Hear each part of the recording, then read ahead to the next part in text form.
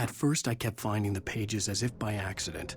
The book I couldn't remember was either a terrible and true prophecy or an act of creation that had rewritten the world.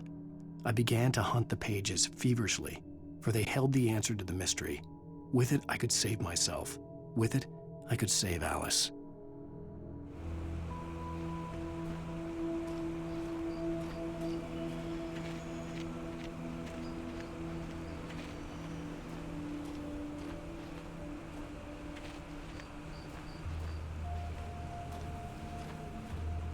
The gas station was closer now, its light welcoming in the darkness. Paul makes the best dogs in the state. Belly Burster is the best with no contest. Monster Dog is second best. The famous dog.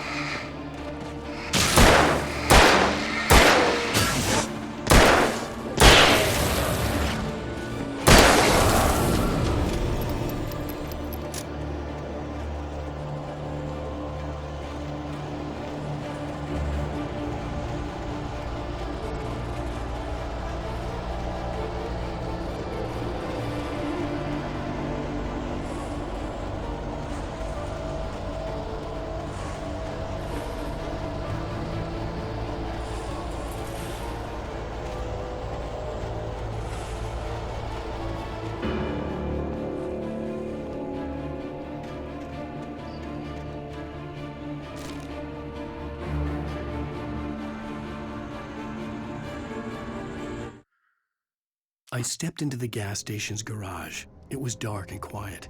The place was a mess. It looked like someone trashed the place or that there'd been some kind of fight. Light spilled into the room through an open door at the back, and I made my way toward it. Without any warning, I was blinded by a bright light. An old portable TV on the shelf had come alive by itself. Impossibly, I could see myself on the screen, talking like a madman.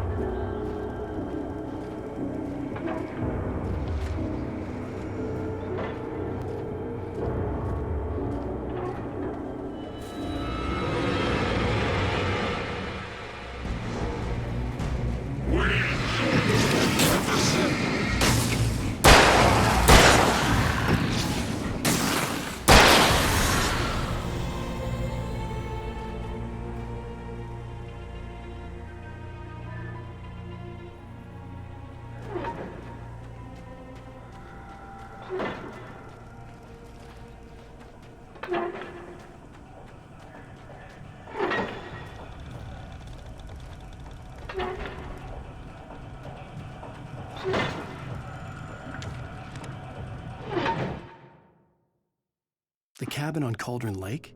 She asked. The sheriff looked at me suspiciously. The early morning light flooded through the office windows. I would probably never have gotten out of the woods alive without her help, but I couldn't tell her the truth of what I'd faced the previous night. She'd think I was lying or crazy. She'd lock me up, and she wouldn't help me find Alice.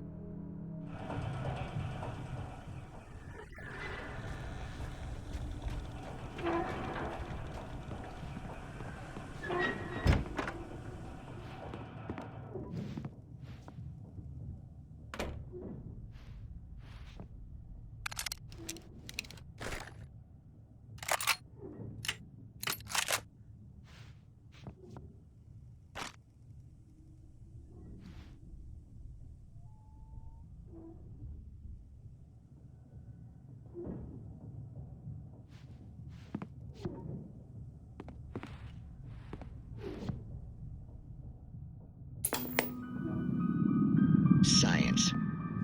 It bestows immortality on those who advance it to elevate all of mankind. Newton, Einstein, Sagan, princes among men. But the price for such a legacy is steep indeed. In Night Springs. Tonight's episode, a quantum suicide. If our lives are already written, it would take a courageous man to change the script. Having called a press conference, Dr. Barclay Colvin is about to demonstrate that very courage. Ladies and gentlemen of the press, I am Dr. Barclay Colvin, and I'm glad so many of you could join me here at the Moorcock Institute. Tonight, I'm going to give a practical demonstration of the many worlds interpretation.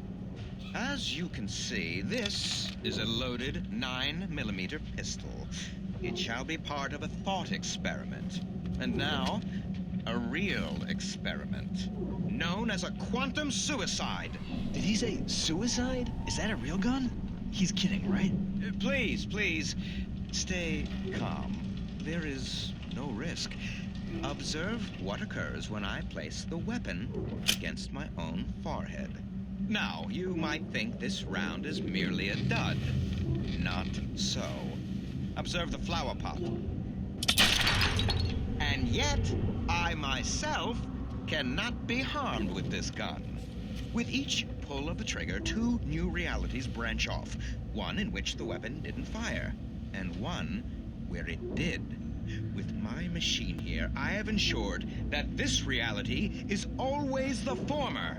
I have bestowed upon myself quantum immortality. Under no circumstances can this gun kill me. So wait. What you're saying is that every time you pull the trigger, in another reality, you die? Yes, of course, but that's completely trivial. There's an infinite number of things that could happen at any moment, and they always do happen somewhere. The point is, this one thing did not happen here. You're insane, Colvin. Insane? Insane? Hey, was this thing supposed to be plugged in? I stumbled on it. You fools! Gaze upon quantum immortality.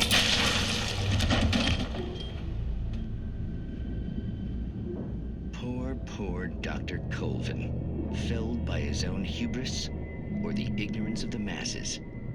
Perhaps he should have left the crate unopened, the decaying atom unobserved.